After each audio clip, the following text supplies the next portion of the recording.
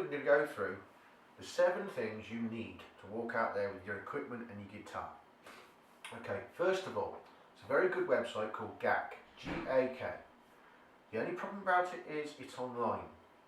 So you won't get to touch the guitar, and this is very important. Now I'm going to show you this baritone, only to tell you not to get it and why. Once you go above 6 strings, this has 8. You come into problems as a new player. First of all, if you look at the back of this guitar on the neck, it is as wide as a bass near enough in places. The other thing, has more strings.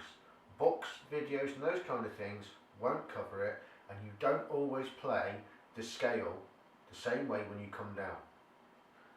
Okay, later on I'll use the correct terms about these strings, but for now we'll just say down because it won't confuse you. You want a 6 string. Now you don't want one of these as your first guitar. This is a BC Rich Warlock. It's approximately £2,500 worth of guitar. This is a custom shop. You want something cheaper. Doesn't mean it's not any good, it's just cheaper.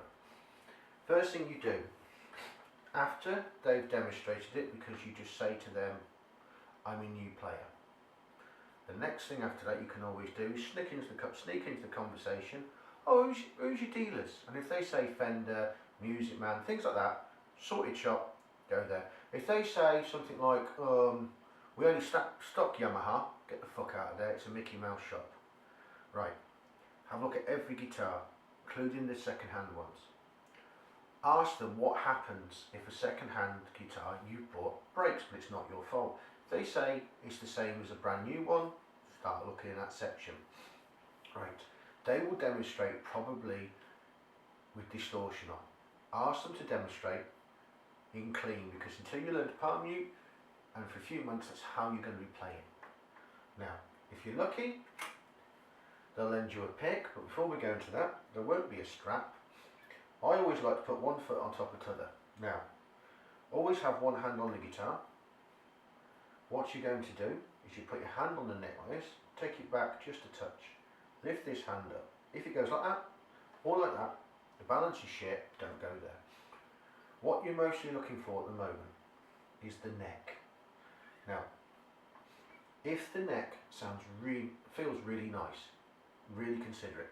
Now, you may not know how to use a pick at all, but all I want you to do is this. Now I'm trying to do it as a beginner and not do it perfectly, just so you'll know what it sounds like and you won't be worried.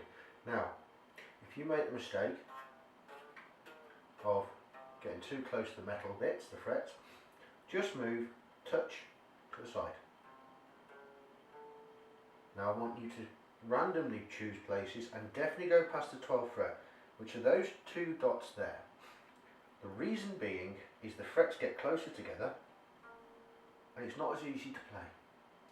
As you can see on my very last fret, that's the space you've got to play with. Now, don't worry about doing any chords, anything that sounds really cool, anything like that. Play some open strings. Things like that, you know. But if you're not confident, just go. Just say when you're checking it. If your fingers aren't behaving and they're struggling, don't worry.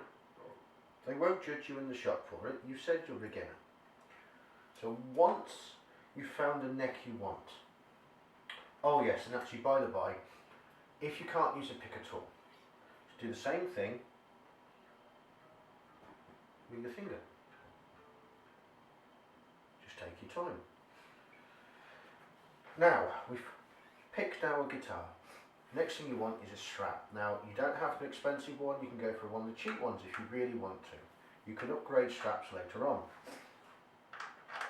Now, the reason I've gone from guitar to strap, and I've not moved into amps, is I want you to get in the head you need to calm down. Because it is seriously exciting going in and getting your guitars. The next thing is tuners. Now, this tuner works by vibration. When you play a string, sends vibrations up and down, this picks it up. If you use one that is not vibration, or you can't switch it to vibration, any sound will set it off. Obviously, if you're jamming with somebody, you've got a TV up really loud, that creates vibrations which will get into the guitar. So, we've covered guitar, straps, just a little word about picks. Get the thin ones. The really fat ones are for basses. Get a few, or see if you can get them to give you a few for free. Find out which ones you like. It can take a very long time. It took me years to find those particular picks. Next is cables. You don't need to spend a ton of money, but don't buy something that's really cheap. Now, one thing I will say to you, as you can see, it is reasonably long but not huge. When you're going to store the cables back, put one end on the floor carefully, take the other end. Now, just gently pull it through your hand. What I'm doing is getting rid of any of the kinks that could have occurred. You do this with ropes for trees. Now, it doesn't have to be perfect, it can be a bit like that. Slide your hand down, keep an eye on it, join them together. Because it's not a huge one, we only need 2 loops. Now, take it, allow the ropes to move, or cables even, and you've got a gap, like that. Take the bottom end, put it through. Now this is seriously important. Only takes a little bit of motion, and that will hold in place. Do not yank and pull it. There is a cable inside, it frays, bin. Now, most brand new guitars, and sometimes the second-hand guitars, come with a soft case. So it's basically a bag with foam. It's fine for now. The next thing I want to talk about is your stands. Now there are many different types of stands. There's ones that go on the floor, there's ones you bolt into the wall. I personally like the stand-up ones, but it's all about your own budget. These actually come in singles and variations of it. Now we're going to move on to the amp. This big bugger underneath me, it's a gigging amp. You don't need a gigging amp to start with, it's too powerful. Get something small, not too small, not too big, and then when you've sort of got to the area you want, ask in the shop, see what they say. It's very important that you take the guitar you've picked, the amp you picked, try them together. If you get this horrible distorted sound to the notes, it means one of 2 things really. If it's there's something wrong with the amp. But if there's like that noise, it means the amp is getting overpowered. You can't use it. What will happen is your guitar will blow out the speakers. Now generally that will only happen if you buy a second-hand guitar. One thing I will say to you guys is I came across Jacksons when I was looking for an 8-string. I do believe they do 6 strings. Normally with a shop bought guitar, I'll swap out the pickups, things like that. Don't need to. Really worthwhile having a look. Good music shops will actually be dealers of them. So we've covered pretty much everything you need now. Remember, walk in, have a look around, take a deep breath. If you're like me, you're a kid in a candy shop. I'll go into a music shop and I'll try all the guitars I can get my hands on, because you never know which ones you like. Amps again, don't go huge. Another point with amps, if you're the type of person that knows you're only going to do something like blues, you can get quite cheap-ish blues amps and things like that.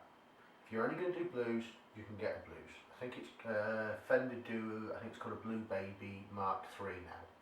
It's about 400 quid or something like that. No, 200 quid I think it is. Think about something like that.